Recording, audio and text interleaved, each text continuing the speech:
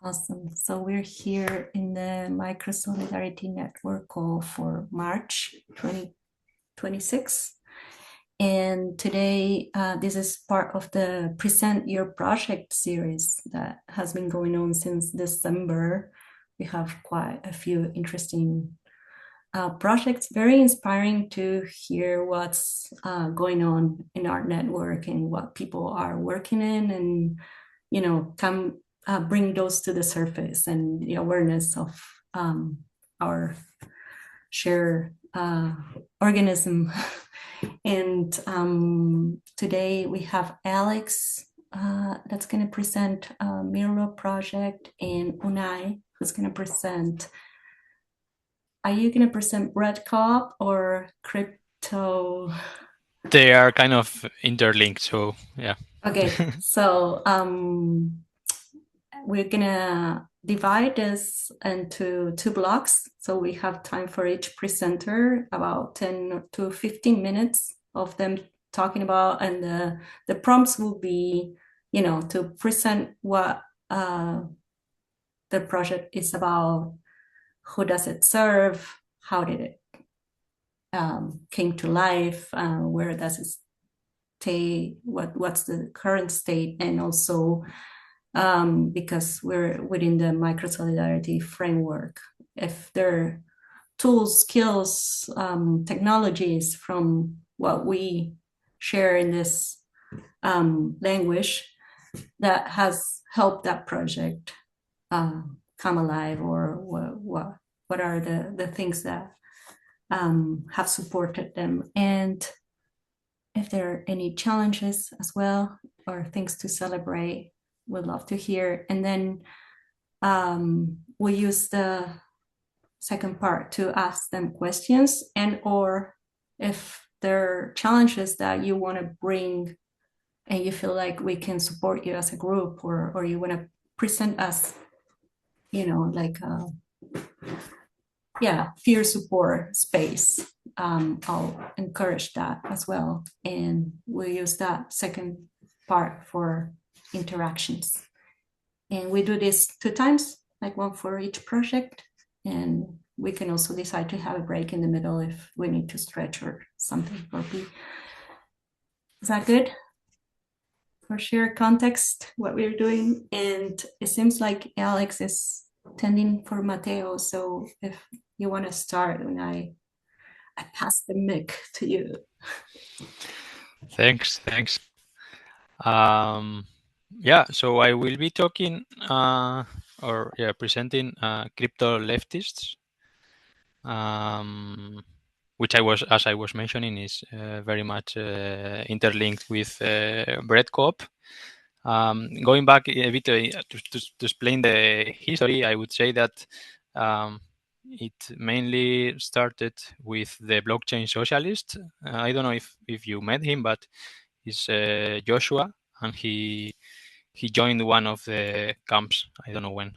So he's also a Microsolidarity guy, and so he coined this name like crypto leftist, and there was initially a Reddit, I don't know Reddit, but a subreddit, or however it is called, a community there in Reddit. And then at some point, he also created a Discord community. Plus, of course, there are conversations going on in Twitter and Farcaster, which is another social media that people who are into crypto use. And just to clarify, well, crypto leftist is like this place or this community, these people who are there at the intersection of cryptocurrency, what sometimes is called also Web3, or people using blockchain technology or distributed ledger technologies, and leftist politics. And Joshua, with other people, also started Bread Cooperative, which is a worker-owned organization where that I am part of, and where I contribute. And my task there has been mainly to basically toward the crypto leftist community, specifically in Discord. in our Discord server. I started doing this like 2 years ago, with a limited capacity. So we are all like part-time workers and so on, and volunteers. So it's like officially 5 hours per week that I contribute. It's maybe like then in practical terms more than that. And in this online space, there are officially, well, there were almost like 1,800 people. I made a cleaning last few days ago, and now it's like over 1,000 people. But as you can imagine, like there is this like rule. I don't know. It's exactly that, but 1%, 9%, 90%, right? Like where basically 1% of the people there are kind of active, like 10% are probably just lurking, and then the rest are inactive. And I would say that like like there's a variety of people there, as you can imagine, but a dominant profile I would say is like people who are maybe software developers and specifically working with blockchain technology, but like with this political perspective, or yeah, um, which is also like varied, but I would describe most of the people, or my feeling is that people there like have an anarchist perspective, but that's just my take. Is not that I can say that for sure. And as you can imagine, also like people there come and go, so there are every day basically people joining and leaving. But there are a few people who kind of remain there and have been there like for longer than I have. And yeah, I joined there like my initial conversations were just we need a Discord moderator. So yeah, moderating Discord was the initial thing, but then it was more like creating a space like for people to get to know each other, to have touch points, and yeah, to support each other. I can share like a few like purpose statements that I don't know if I wrote or someone else wrote, um, but basically like how I understood this place is like, okay, like we have people with similar interests, and let's create a place where people can meet and hopefully like create shared projects, right? Like especially like with software where things like are easier to do, and collaboration is also kind of easier, and to create that space like that where emergence can happen. What we have, or what I have been mainly doing, is organizing weekly online events, which have been like very different. There have been a variety of events and formats and so on. So we have had like people who are in the server uh, presenting their projects, big or small, usually small. We have also invited other people or organizations working like maybe sometimes with the similar with crypto also, but not always. Some people talking about governance, about money, about a variety of topics, and presenting what they are doing, and or asking for help. Or um, we have also organized, or I have also organized a few events where the aim was kind of to get ourselves organized, right? So a few of initiatives, but one that I would highlight was like following this. I don't know if you are familiar with liberating structures, but this P2P like purpose to practice liberating structure, where the aim is just basically to do that, right? Like to move from a purpose to practice, to collective action. Uh, and yeah, we have also organized a few events which were kind of like this space, circling exercises or case clinics or glassbead game, which is also a very interesting game to practice collective wisdom kind of. Also inviting people to join like similar events or communities. We have had reading groups, like sometimes weekly, sometimes monthly, other sessions to introduce like what I call like crypto 101 sessions to introduce crypto to everyday people. And something that I have been lately doing is just opening up a co-working place where I say, hey, I will be here in the co-work. If you want to co-work with fellow crypto leftists, do join. And so yeah, like these events have usually been like yeah, we have had from maximum maybe like up to 30 participants, usually like in the range of like 4 to 6 people participating. And since like a few months, like we started a monthly cadence where a monthly kind of cycle, which was like basically what I presented, but more organized. So we have some sessions where it's like member people from the server presenting their projects. The next week will be like someone who is not part of the server, like maybe a bigger organization or bigger project coming and presenting what they're doing.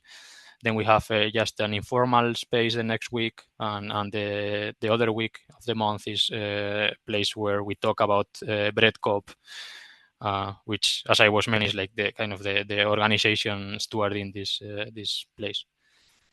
And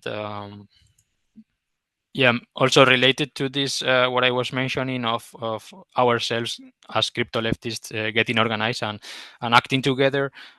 We also have like a forum there or a chat in Discord where we list a number of initiatives, like crypto leftist initiatives, which are basically things that we want to do together. But yeah, like they have not been super successful in getting like traction and a lot of participation and so on. Again, it would be mainly like maybe 1, 2 people, 3 people maximum, like doing a few things. And yeah, something that has been like kind of a tension for me since the beginning is this situation where so I am being paid by Bread Coop to create this space, but this space itself like is not directly bringing revenue to Bread. So in a way, it can be seen as like not a waste of money, but like something that is not, yeah, as I was saying, like not directly bringing in revenue. Um, so I have recently also started doing a few other things that can bring direct revenue. And maybe reducing a bit of my work in this kind of ecosystem weaving activities.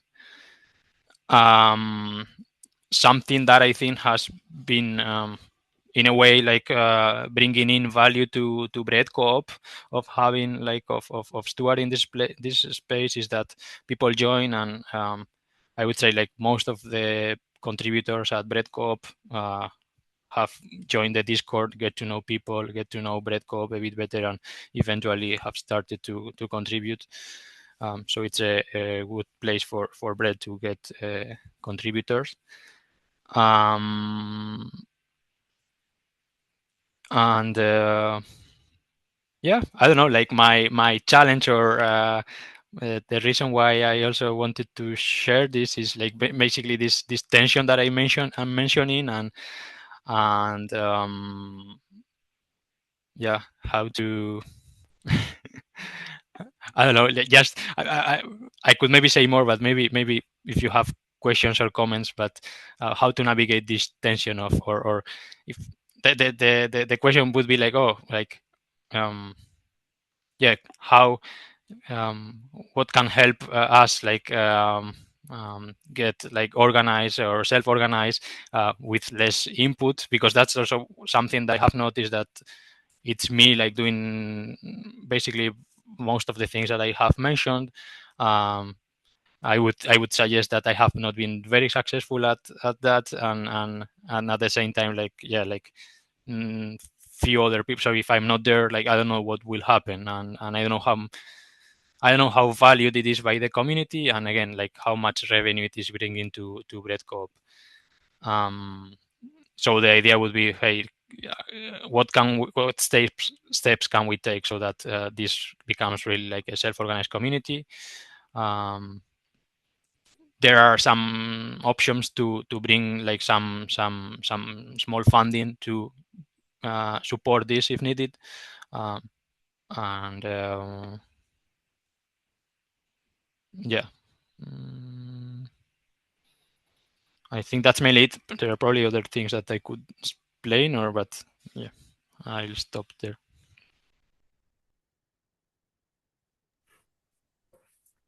Thank you so much. And It's it's super. so, Sorry, it's yeah, super nice that Zoe is here because she joined the server and we met there a few times, and she has more like first-hand experience that can also inform what I was sharing. yeah, cool. Yeah, I'm impressed because, like, at least for me at the beginning, it's such a foreign language, the crypto itself, that I was like, what? And then I noticed the shift in me when you started talking about like within the social space, I was like, I know what he's talking about. It's like, but also it's fascinating because I'm like so curious to understand more. Um, but yeah, I think I had a few questions written down, and then by the end you started responding to that. So I don't have uh, a burning question right now. I don't know if anybody else does.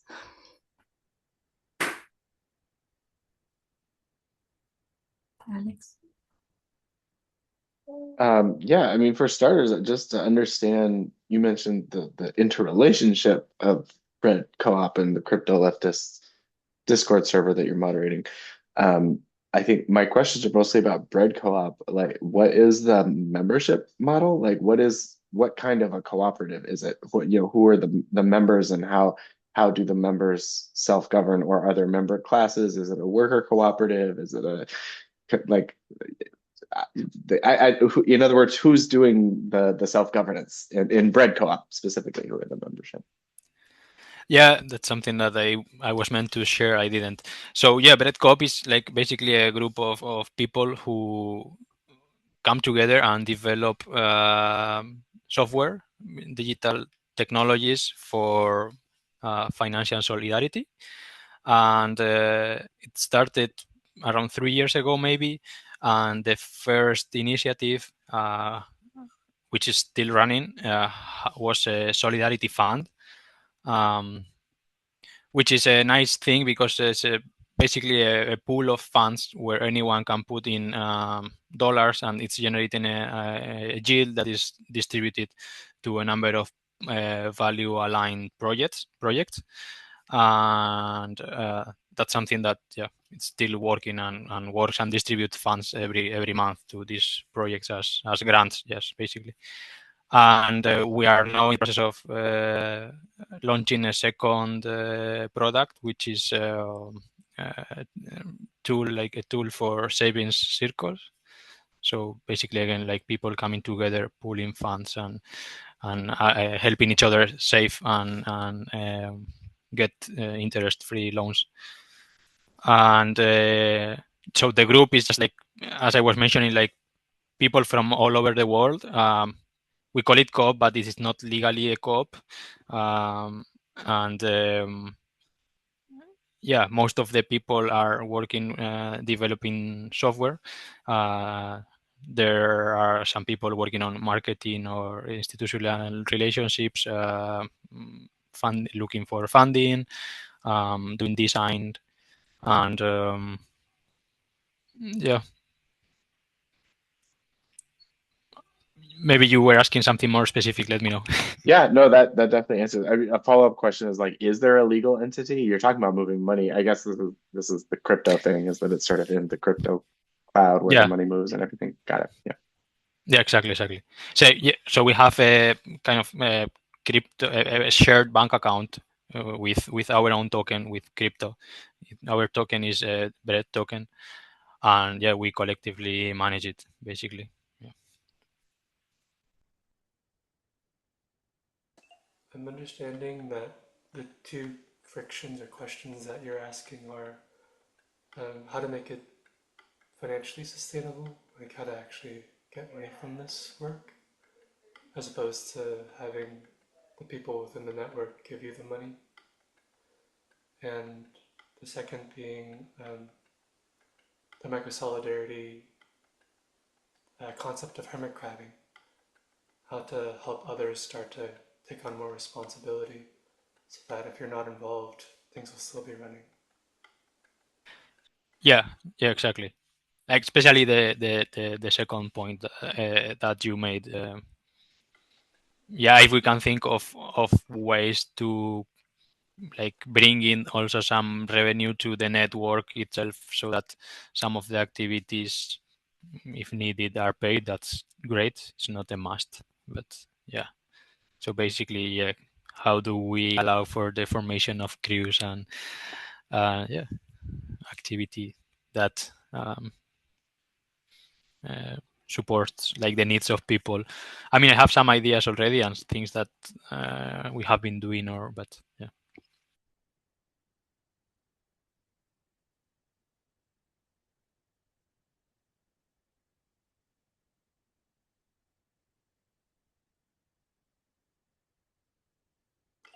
I notice when I hear the first question, I feel like a nebulosity. I think not just from the question, but like within my own experience, I myself don't really know what to desire or which directions to go in. And there is this interesting article on X that was just being proliferated right now, that this is a common problem. Many such people are experiencing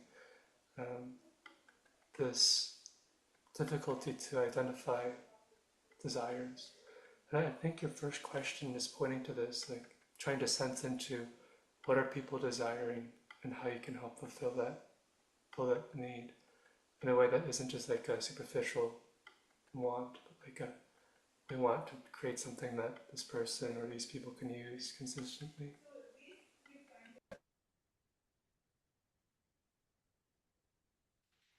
Curious if that is what's resonating with you, or if there's something you'd add or modify. Yeah, definitely. Yeah. I understood is a thread on Twitter or it would be nice if you share it, please. Yeah. Yeah, I'll go grab it.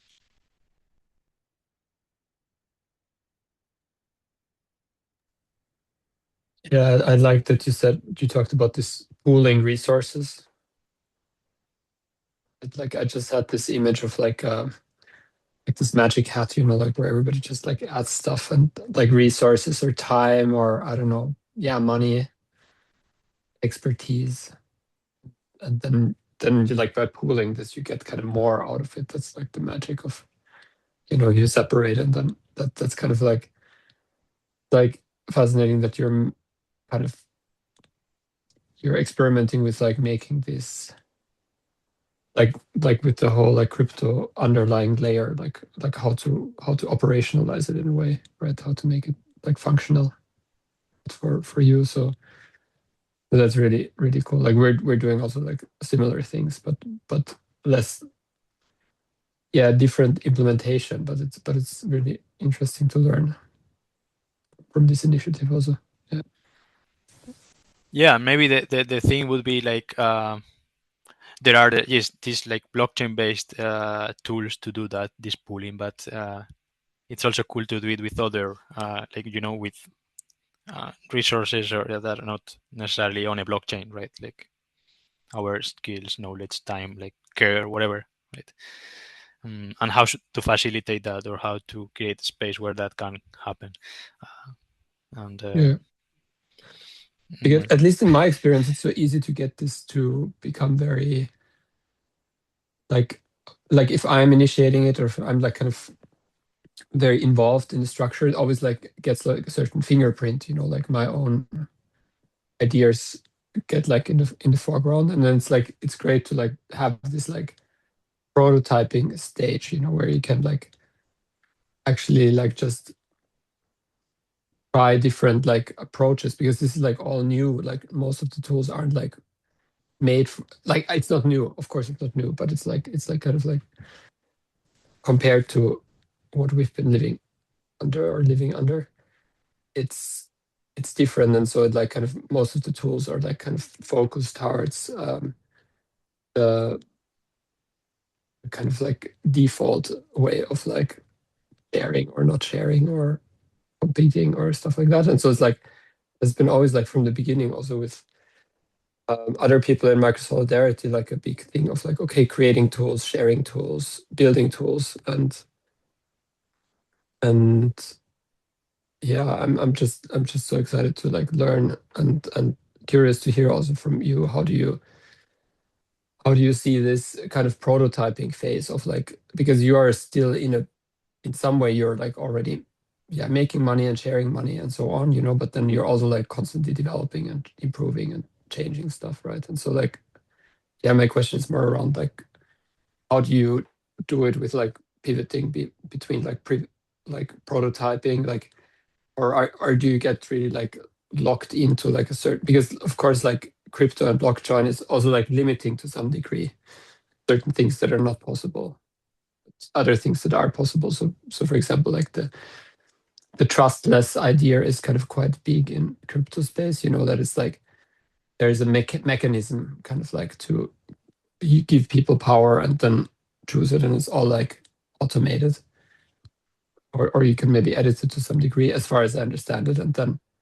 but that's also like, especially like a lot of the communities I'm involved in, they're like high trust communities, as in like trust between people. So it's the opposite of trustless in a way, right? So like then there's like easily comes like this friction, between the like approaches or mindsets, and it's like super interesting to learn from.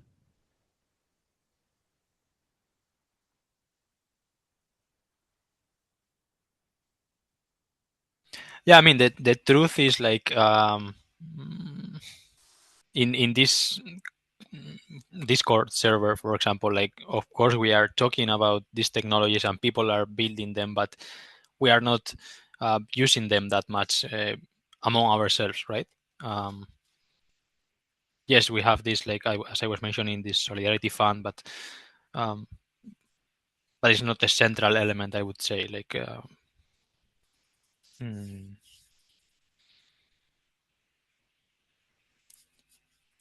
yeah, it's not a must that we use them. Actually, like what I can imagine, like the tools or practices that I can imagine that bring people together to collectively act are like not using blockchain. So yeah.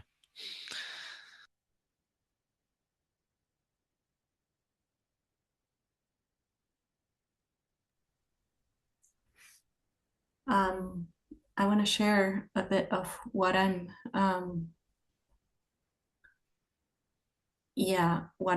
what's coming up for me in terms of I'm sitting with your last question about, or your challenge on this tension of being paid for this and also wanting to share that responsibility and power with others so that it's more self sustained and democratize, well, share the power, whatever, and democratizar in Spanish. And also there is something about a paradox of being leftist and kind of having to remind ourselves of the value of the weaving, the social weaving, and the space creating and the trust building that you are putting yourself into, because there is not a revenue that's more of a mindset from a different system that we're trying to not reproduce. So it's like, what is that, that we kind of reprogramming ourselves all the time, even if we have clarity in our values, it kind of slips into the cracks of when we're trying to create something different. So I'm wondering what will help you sit and make that confidence in the value of what you're doing grow? What do you need to actually embody that trust and or that confidence in this is valuable?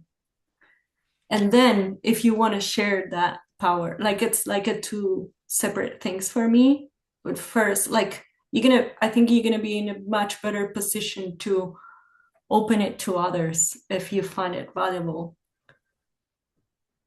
If you project that energy of this is needed and this is I believe in this for us and the benefit of this, and then invite others to step in, I think. Yeah, thanks. Like I feel that I feel heard. So thanks a lot. That you understood a lot, and yeah, it usually happens to me that I want to do everything at the same time. So this kind of step one, step two helps definitely.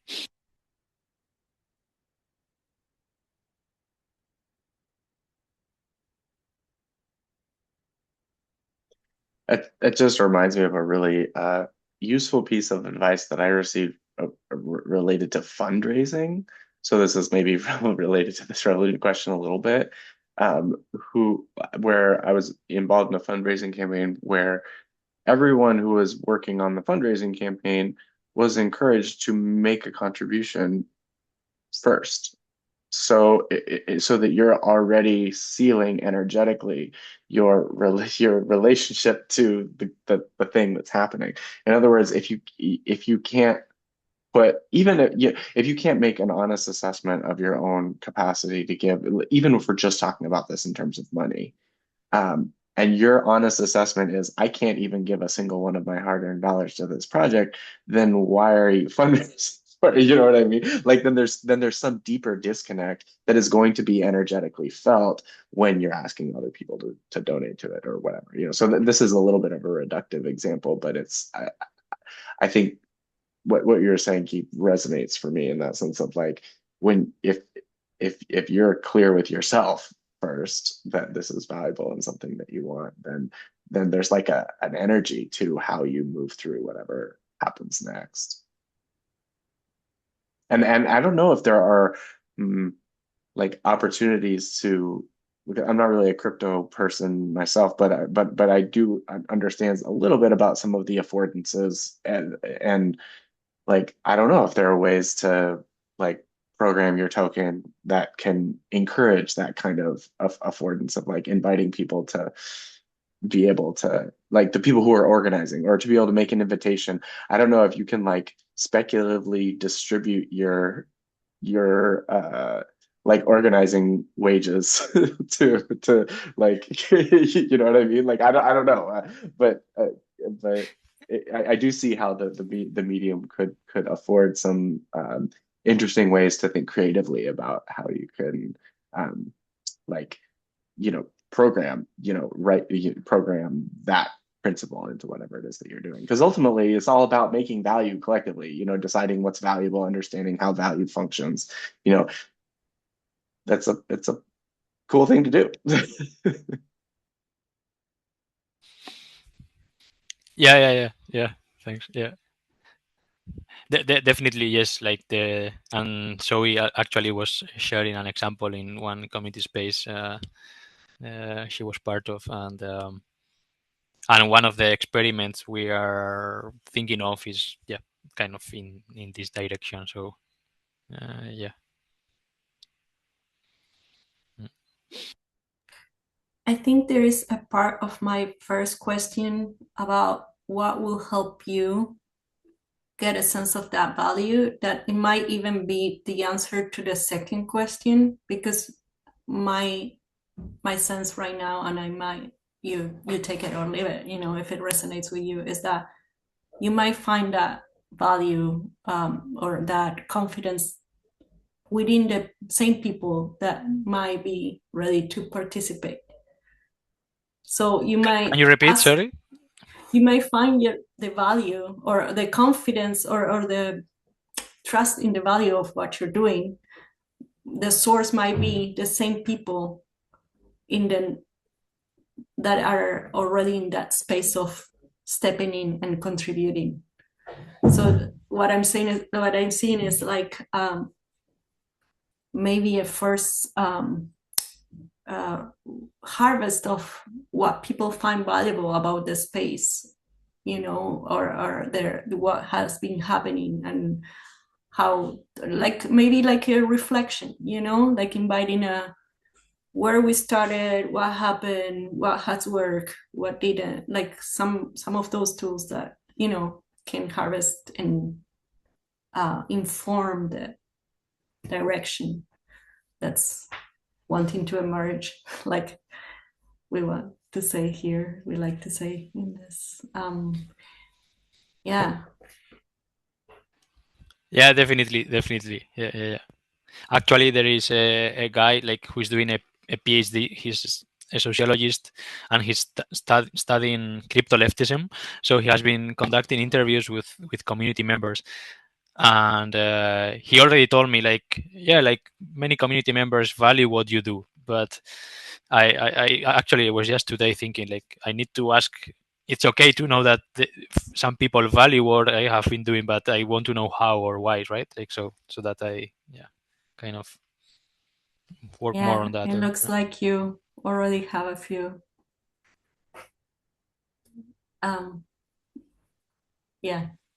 threads threads, basically. Yeah. Oh, here. Nice. I'm looking at the time, and I want to have time for Alex. So maybe if we go, like if there and answer questions, or if you want to wrap up somehow or say something. I mean, I'm opening the space for us to have a few more minutes on Bread Co-op and then move on. In the spirit of these questions and answers, I'm curious what you're harvesting.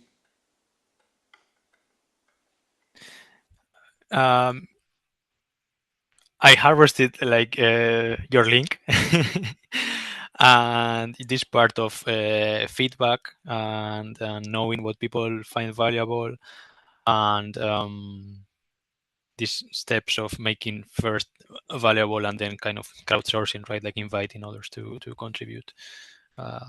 Those are the main things that I took note of.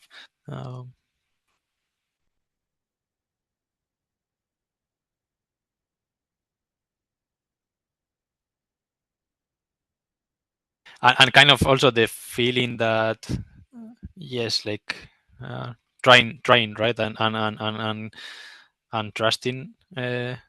It's very nice, like to be with people like you who kind of understand what I'm talking about, and yeah, a bit of confidence or trust in and trying things, right? Because as Guy was mentioning, like there are a number of threads, and some of them were already like part of what I want to do. So just trust in them and prototype and experiment. So yeah. Thanks. I just wanted to add. Oh God, not. Oh, sorry, the dogs are just now barking. The Zoom algorithm is doing a pretty good job of taking care of that for you, just so you know it's not coming through on our end.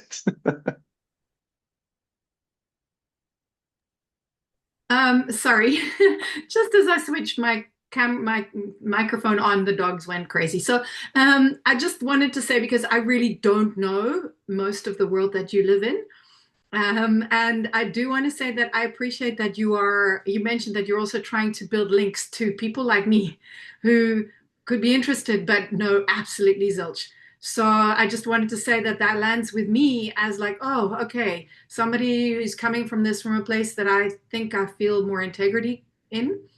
So yeah, I just wanted to let you know that lands with me, and like a sense of encouragement and trust, and like, okay, when I've settled a bit in my country here, I'm hopefully going to be able to get in touch with you and get more information about all of this. So yeah, just wanted to let you know that.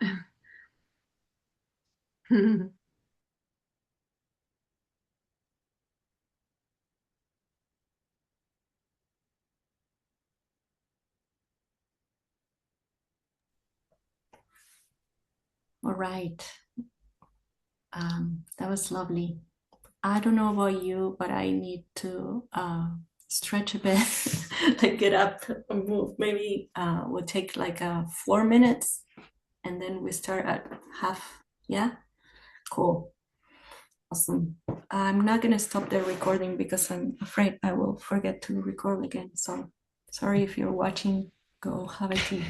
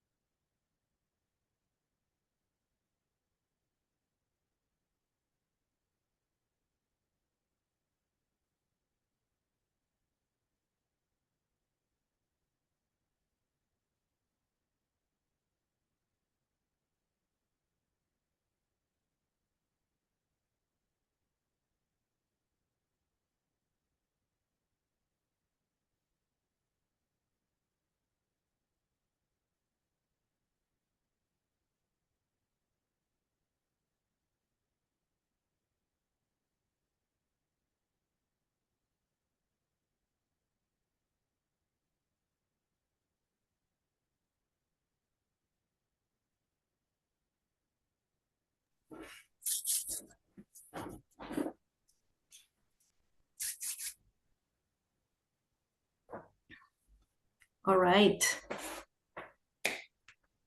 Ready to go. How's Mateo doing? He's asleep now. Cool. Took Good him that long, timing. but yeah. Perfect.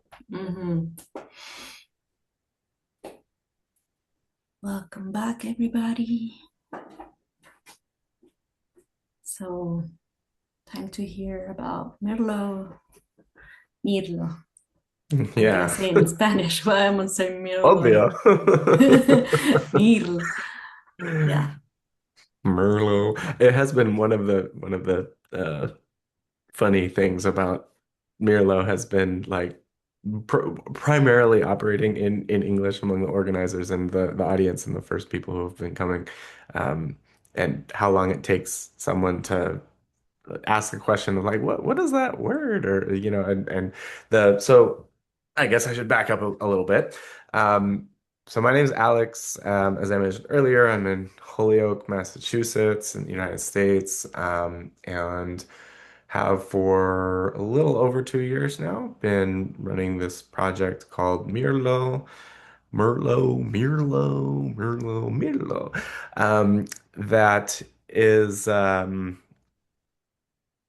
we've been building a tool, a software tool to allow for musicians to the goal is to help musicians meet their needs in an ecosystem that makes that increasingly difficult every single day passes. And we came together out of it was a group of people, a connection I had made through other kinds of mutual aid organizing work that I'd been doing. Um, that who was a software developer who had been working on another cooperative music distribution project called Resonate. And I had been involved in a separate project that was like a Patreon alternative kind of thing called Ampled. These were two early experiments in the kind of online platform cooperative movement that's been active for the last 10 years or so. A lot of overlap with the blockchain socialist people. Um, and yeah, so we were both kind of seeing the writing on the wall with the respective projects that we were working on. Both Resonate and Ample have since closed. And I was actually the last artist owner to join Ample. So by the time I got there, kind of the party was already over, but like there was still a Discord and like things were still nominally functioning, but like nobody ever answered my emails. The board never met. So even though like I had like met the criteria of becoming a co-owner of the platform, in practice, I never had any opportunity to exercise any of my rights or responsibilities as a member. And so as I was dealing with that and talking to my friends about it, we made this connection with this friend who I didn't realize was working on Resonate that was going through similar issues at the same time. And he invited some other friends to just like start having some conversations on over Zoom, basically just hanging out and comparing notes, sharing vision about like what we would like to see, as these other things were kind of not working out. And that probably went on for almost a few months, maybe almost a year. And we were also like, just following the news in the music industry. One of them is or a couple of them are software developers, and so one of them spun up a website for us where we published a couple of thick pieces about things that we were seeing and trends that we were witnessing, and just kind of for fun to hang out together and enjoy being like building a shared analysis around what was happening and how we might um, meet needs of musicians. I will say I am one such musician. You see my trombone over. Where we go? Oh, Zoom is actively resisting finding my trombone. There it is. Um, so I kind of came into this from the musician side, less the software developer side, and also the Microsolidarity side. I've having been active in the Microsolidarity network for a long time, and tried a lot of things, experiments with how to kind of get groups off the ground and get things going. And I really appreciate the framework as kind of a heuristic, a way of thinking about like, okay, fractal levels of scale and relationality is the key thing. And the aim in particular of, cooperation, not domination, or partnership, not domination, I think is Rich's language. But um, that framework it has always been resonant for me, and like translating that into projects that can actually help meet needs of me and people that I care about. I have a lot of friends who are musicians, and my livelihood has not really come from music thus far. It's more been writing. I was working in music journalism for a while. I've had a something of a career in academia for the last 10 years that's kind of winding down. Um, but Mirlo was a new experiment to actually like work with some people to try to build a thing and see what happened. Um, the idea to do it the way that we did was to essentially reverse engineer Bandcamp. So Bandcamp is another software program, that works just fine, pretty well for what it does. It's essentially an online marketplace tool that allows anyone to, if you own the rights to your music, you can put it on Bandcamp. You can the people can go visit your Bandcamp page, click a couple of clicks, and buy your music and download the file and be able to listen to it on an app. Um, And we were thinking like, how hard can it be to like reverse engineer this? Like, especially given that we already had a couple of software developers who had been doing essentially building infrastructure for a streaming service with Resonate, to repurpose that for something that could, you know, be sort of close enough to something like Bandcamp, but that we could actually hold collectively. So that's the other part of Mirlo was, establishing means, norms, structures for shared governance of the tool, which very much lean in on the microsolidarity kind of approach or framework or thinking, um, as well as a lot of just my other experience that I've had forming worker cooperatives and also doing some kind of like unconventional democratic governance type implementations inside of nonprofit organization. So I yeah was thought like okay this could actually be a thing if like we've got a tool it's ready to go we need a bank account because we're gonna have to rely on Stripe is what we use something for payment processing infrastructure we can't build that from scratch. Um, and so we're incorporated in the United States as a legal liability limited liability corporation, which is just a very flexible legal format that kind of allows you to make your own rules, and as long as you follow your own rules, then your individuals within the partnership can be um, aren't going to be on the hook first if something goes wrong. Someone can sue you individually and take your house or whatever. It's essentially a very flexible legal shield that also is what you need to be able to set up a bank account. So that was kind of the starting point. That happened right around the time that Bandcamp was sold for a second time to an Australian music licensing firm called Song Trader. I can't say it. It's like TRADR, but it sounds every time I say it, it sounds like song TRAITOR. That so it was not a good look, and it was really ultimately kind of a union busting move. Epic Games, who had been the previous owners, who had bought it from the founder, um, sold the assets as a way to kind of fire all the union members without having to deal with legal repercussions. There was a union that was forming at the time. So it was like a lot of people who were paying attention were just kind of freaking out. And we were like, okay, let's do it. Let's set up the LLC and see what happens. So we soft launched the platform in January. It's a website I can put the link in the chat if you want to poke around and listen to some tunes over there. It's Mirlo.space. But this has been around for a little over 2 years at this point, and it's been very much a um, learn as we go, like try something, safe to fail experiments, and see what happens. Initially, it was a group of five of us who were having these conversations. The three of us who were based in the United States were the ones who were the legal partners in the LLC because it was too complicated to like deal with foreign ownership things. Um, that ended up becoming that was an interesting thing because that was sort of an arbitrary thing that was imposed on us by the legal frameworks, but that led to a change in how we operated because then now all of a sudden the three of us are having certain conversations that the other two weren't participating in. And even though we were sharing back and kind of being transparent about all of it, when conflict did start to surface between one of the US based partners and one of the European based partners, it that split ended up having consequences, right? Because there were different things that were at stake. I would say during that first year, a lot of the work was um, working through a conflict that was about clarifying our aims in terms of our relationship to um, essentially whether we were trying to start uh, a tech startup that was going to be valuable and cash out later and track our hours and make sure that we're understanding all of our labor inputs um, as monetizable value through some set of shared agreements, or whether what we were doing at the beginning was essentially making an offering to the commons that we were that we were not going to be expecting like a return on our investment for. And that was ultimately an irresolvable conflict that led to one of the three co-founders leaving after the end of the first year.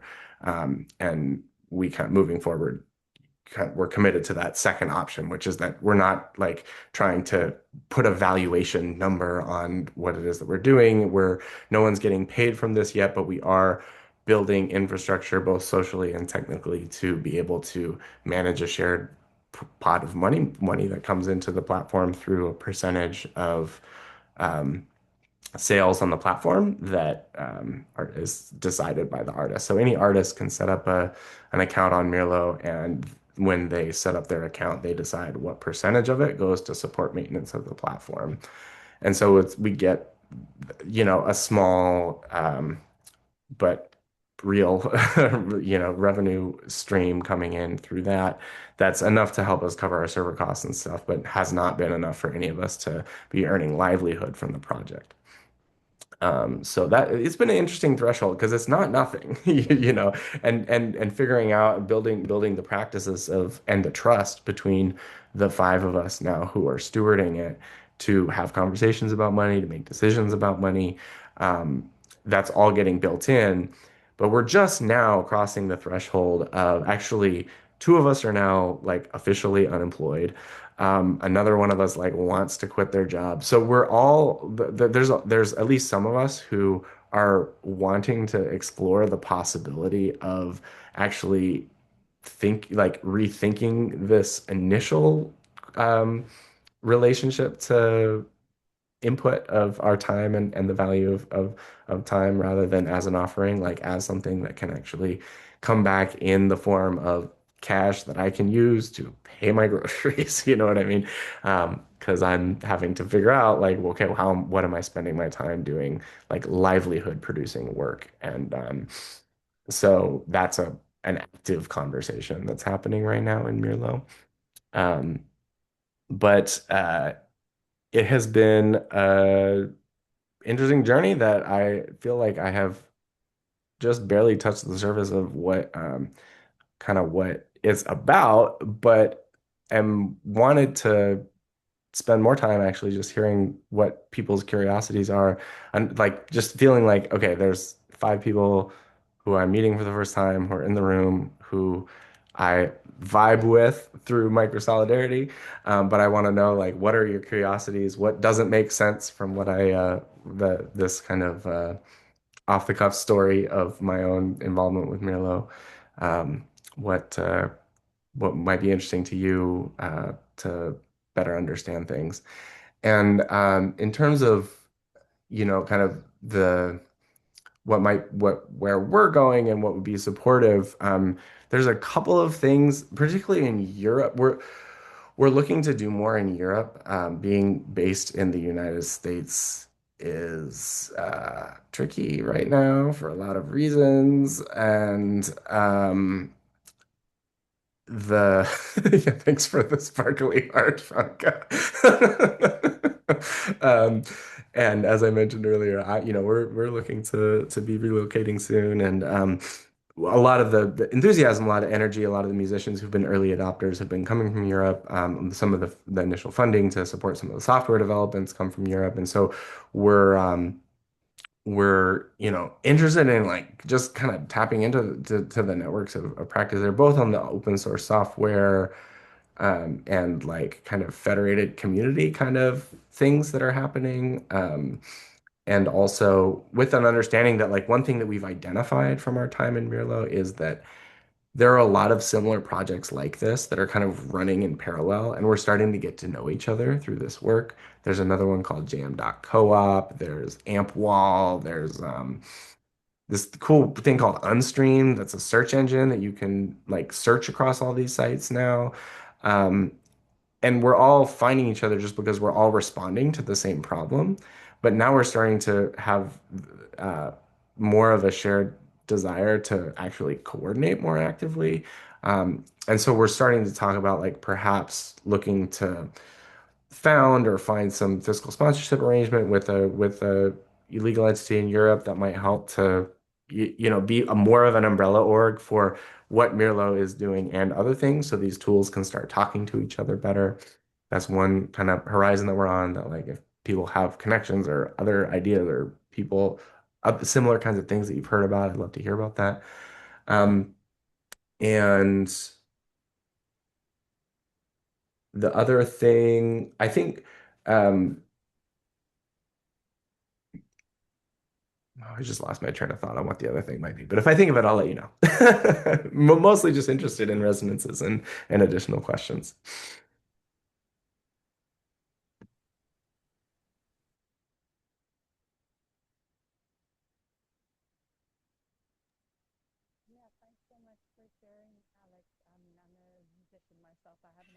I see your mouth moving, Franca, but I am not hearing a word you're saying.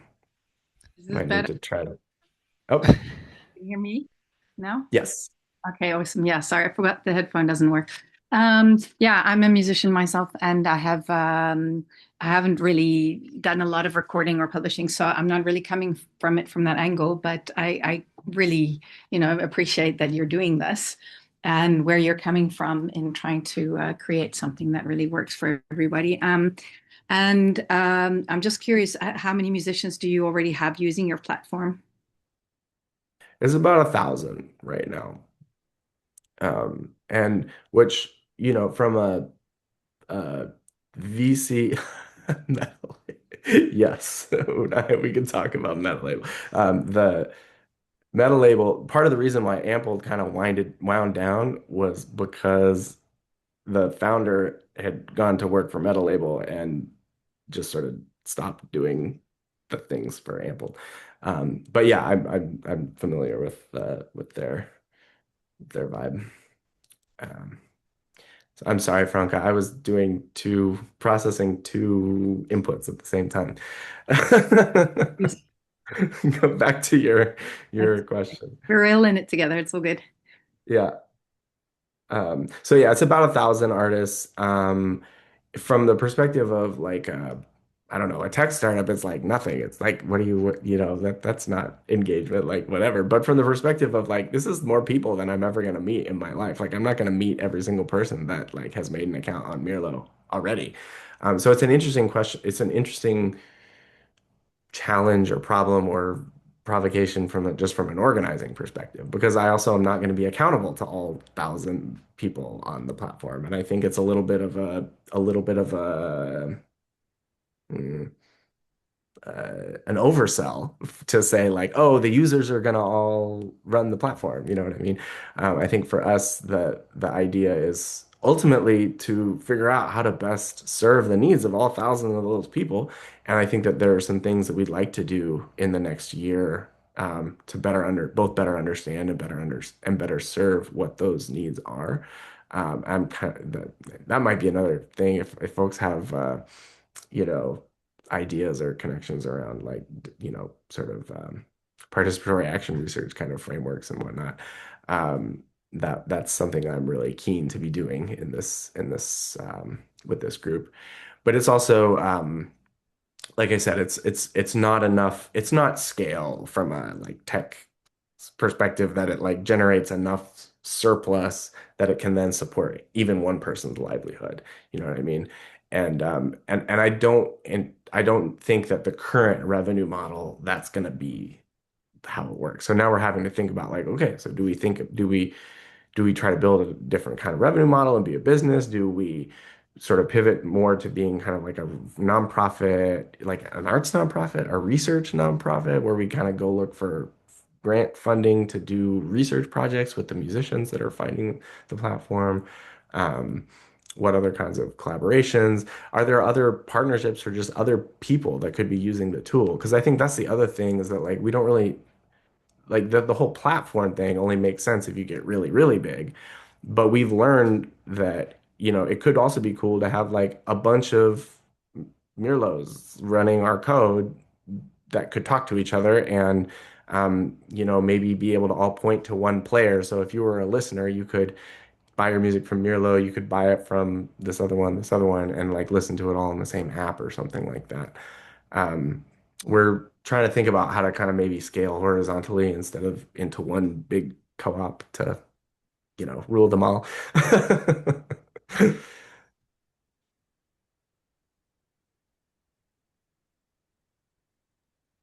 Thanks. There's a lot going on there. Yeah. Yeah. And I think 1,000 is a lot already. And in my mind, if I imagine creating something from scratch and then having 1,000 people liking it and using it, I think, well, I must be onto something. I imagine you have that. Yeah, With that absolutely. encouraging already, right? Yeah, I definitely feel that way about it personally because it's like, oh, yeah, like people are using, and it's been fun too because the people who have found it, kind of like what you were saying earlier, Guy. It's like we put it out there and like people just found it on the internet, and told people about it, and then they found it, So we haven't, had any marketing campaigns or anything like that. It's just been we put this out there. We're trying to be intentional about how we're doing it and why. And I think people who are also looking for something that uh, lines up with what we're saying we're doing, and that we have evidence of that we're making design choices that are in alignment with our, what we say we're trying to do. Like the slider, for example, was something that was a lot of conversation we had about that. That was like, okay, this is actually just since we don't know what's going to happen and if this is going to get big enough to be useful or whatever, and we're just trying something out. Let's just think about it from the perspective of what would be the most kind of value aligned way to solve this problem, and then see if people get that, and the people who showed up get that, because the artist gets to set the percentage that by itself is a shifting in the power relationship between the user and the platform. And the people who care about those kinds of power dynamics are the ones who are coming to find Mirlo because they understand that we're like really doing our best to walk the talk. I'm hearing something there. Like if you just by explaining that a bit more, you uncover a core value of what you're doing and why is it different from 1,000 other things that are there, and who is leaning into or finding you because of that. And I can sense, I don't know, maybe it's me, but I can sense like the shift in your voice when you were saying that, in terms of that's important for you, and how is that informing your same question from before, like the next steps, and maybe how is that informing your arriving into Europe or expanding into Europe, bringing that value forward.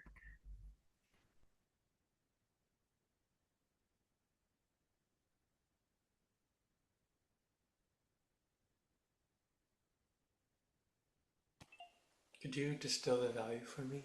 I missed it. Sorry, I did not quite hear the comment or question or whatever that was just then. Asking if someone could distill the value that Guy was mentioning. If something distills the value? I think. Go ahead.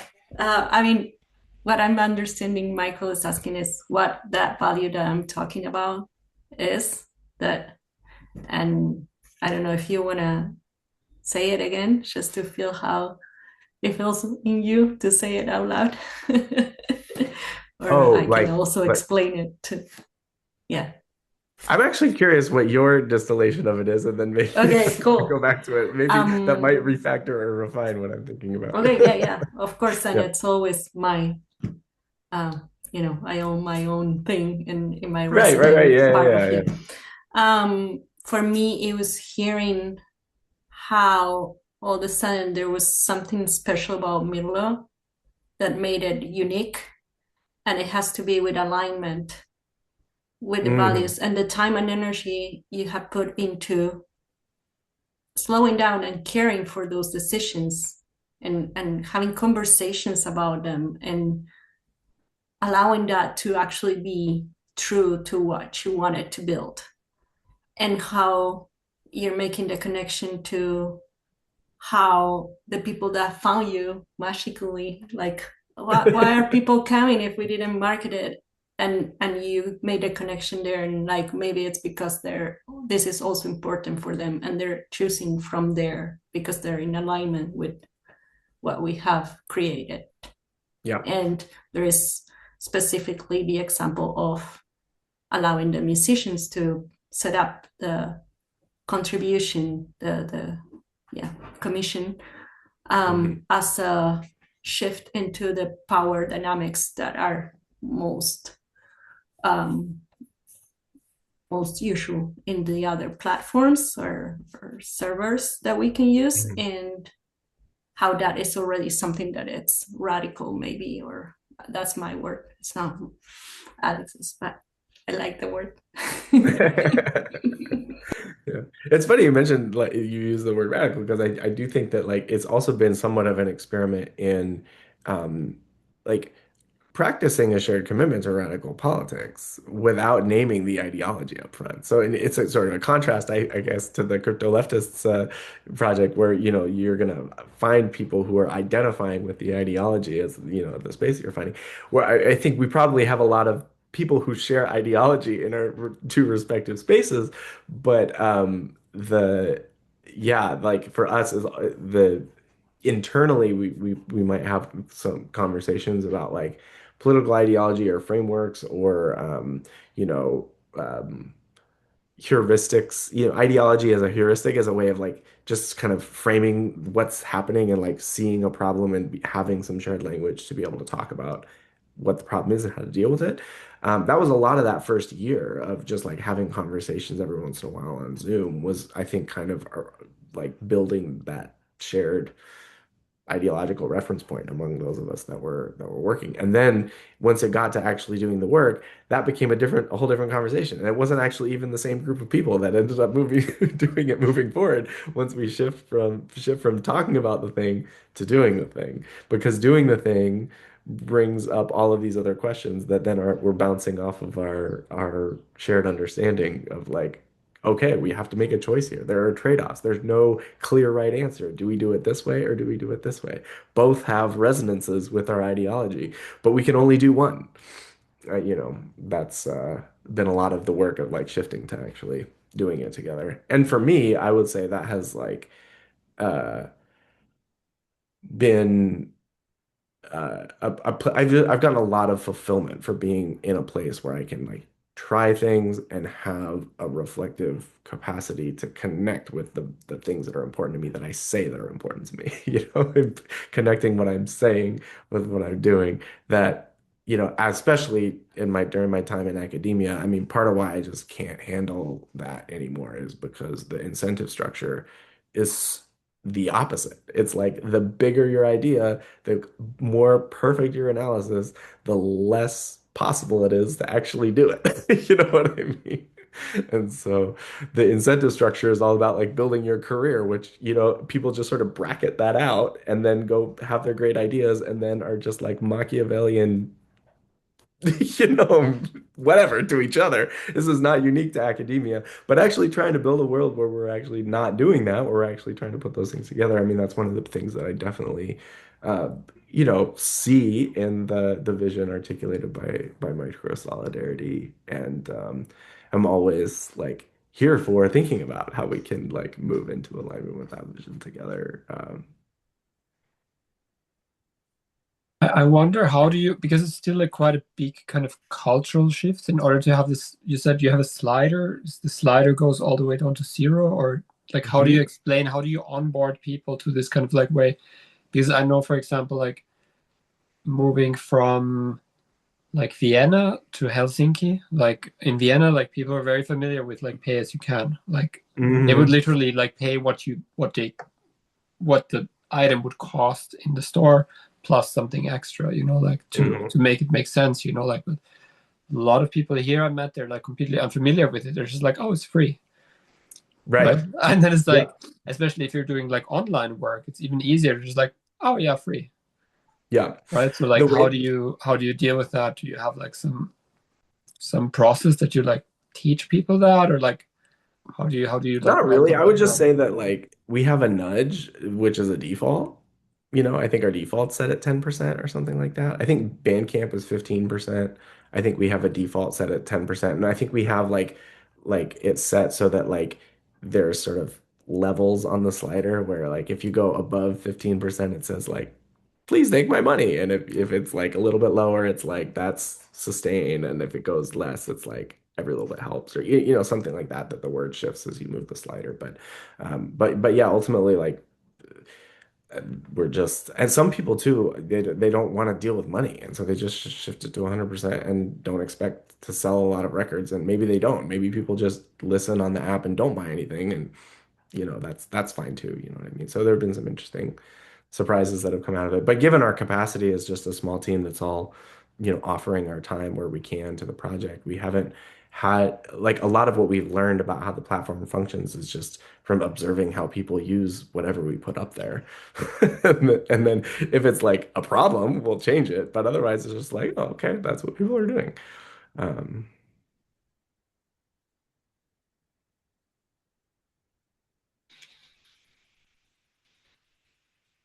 Yeah, I was going to mention that yeah, it resonates a lot with uh, both like another personal, well, collective project that we have, this situation like commons or what, and yeah, like with a lot of the conversation in crypto leftists. So I think people trying to do something similar there also. Uh, and it's great to hear. Like, I'm sure that if I find this Mirlo anywhere, like I would say, "Well, it's great. What you guys are doing." Um, and so, yeah, congratulations. Thanks.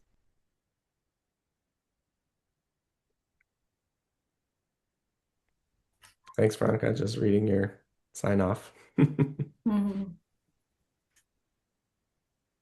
Thank you so much, guys. I'm gonna slip out the back, Jack. Ciao. Thank you. Sounds good. Ciao. Mm. I There is another piece that stayed with me. I don't think I quite can grab it. It's kind of like there, and when I try to, it kind of disappears. And it's the part in which Mirlo becomes a part of a bigger organism. And like that is like, what is it like the interconnectedness of all these other groups that are doing the same, and like again the paradox of, are we going to compete, which will be default for the what we know, um, and how are, again, like the question is the same, right, as in the scale of the commission, how do we do it differently, what else can we do? And that's, I think, so beautiful. It kind of brings me like some, emotional of like, really, can we do things to that scale in a different way and still Yeah. make a livelihood and still support the artists and Well, still and that's the make it question, work? Is it right? possible? Yeah, that's the Like, question. And that's the please, part that I think yes. we're really like wanting, like this is the threshold we're crossing now. Because I think our default has been like, okay, we're giving it all away at the beginning, right? Like we're just doing it. We're curious about this. Like I have a friend who is a software developer whose curiosities in terms of what he wants to learn how to code align with my curiosities in terms of what I want to learn how to organize, you know what I mean? And we're just giving it away at the beginning. And then other people have found us, a couple of other people have stepped into the core team of stewards in the last year who like we have a structured pathway to get involved that's, I think resonant with the Microsolidarity framework. Um, and it's worked for two people so far, so that's cool. But none of us are earning livelihood yet. So that's the next sort of threshold is like, do we consider this? Do we think about structuring the model in such a way that continued moving in and out happens with a shared expectation, this is happening in the space of people's surplus capacity, essentially? Or are we thinking about ways to restructure our relationship to the rest of the world such that we can afford to pay people part-time for certain tasks or roles, or have one or two people that are are just paid to protect their time, or even something like a broader like basic income framework for anyone that's doing meets a certain threshold in the system. All of those things would require a different relationship to money that's around, but it doesn't necessarily uh, we may or may that may or may not happen. I'm very interested in exploring that possibility, and like you said, how what kind of communication and languaging is needed to communicate to other people that that's what we want to do. Um, One of the tricky things about like the world that we live in right now is because because so much money has been extracted by so few people who are sort of by definition assholes, because they're extracting all of that money and keeping it from other people. Like increasingly to interface with money is to interface with assholes. You know what I mean? Like people whose values are not aligned with the movement that we're trying to build. You know what I mean?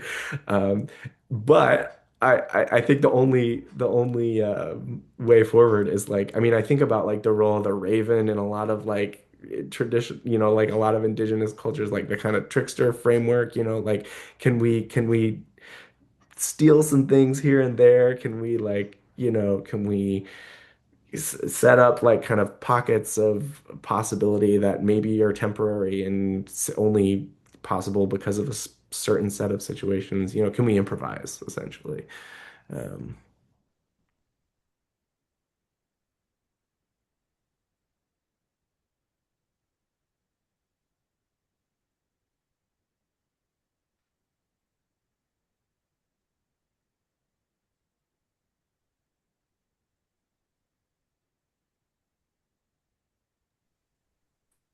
I'm just letting this last piece settle because it brings up a lot of a range of possible conversations. I It's like, appreciate a good but I'm facilitated like, pause, okay, dude. That's wait. like, I'm here for it. How long can you stay? Yeah. Mm.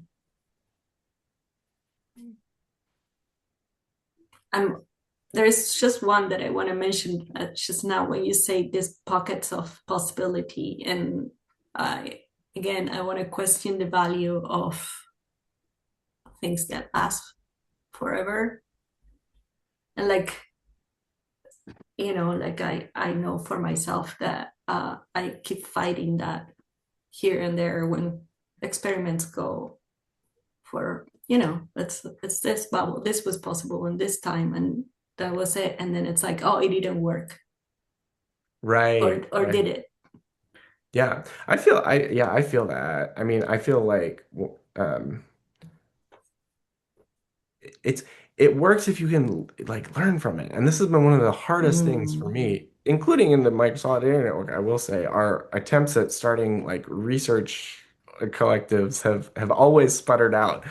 So like the capacity for like retrospective inquiry is a really challenging like muscle to build in groups. I've been a part of groups that have been better and worse Mm. at it, mostly on the not as good side of it. And it has felt to me like I'm the only one like who understands like all the things that I've worked on, for 2 years at a time, say over the last 6 years, that like don't make sense from the outside when you look at like you started a Buddhist nonprofit and a worker cooperative therapy cooperative, and now you're doing this thing with musicians. Like what the heck?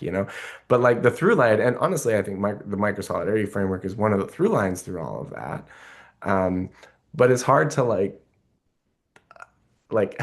help other people learn what I'm learning from these experiences, because it takes a lot to actually set aside time and space to integrate and also document and archive and like build the knowledge out of whatever the things are. That's something I'm definitely longing for more of.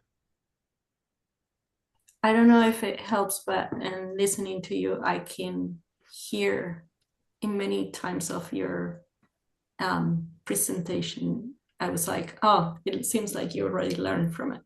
It seems like you're satisfied with your journey through it until today. And I hear a lot of curiosity for the future as well. So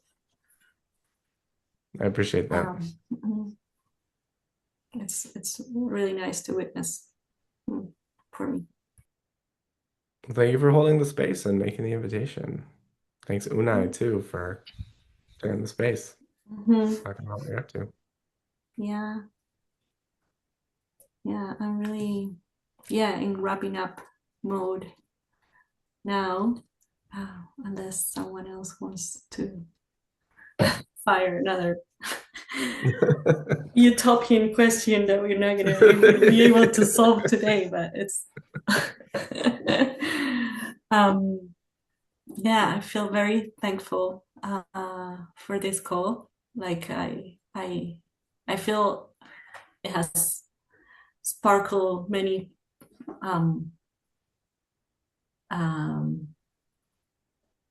bubbling things in me that are gonna stay with me. I can anticipate they will stay with me for the next few days at least. And yeah, and I didn't expect it to have that. So I'm like, this. I was more nervous about performing well, and now I'm like, whatever. This is amazing.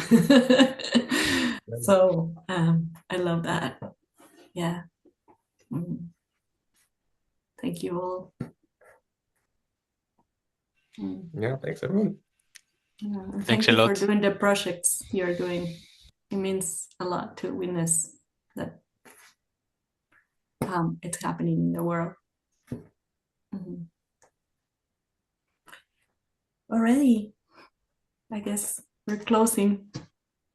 Thank you. Thanks a lot, everyone. Bye-bye. Thanks. Enjoy. Thanks. Nice seeing you. Bye.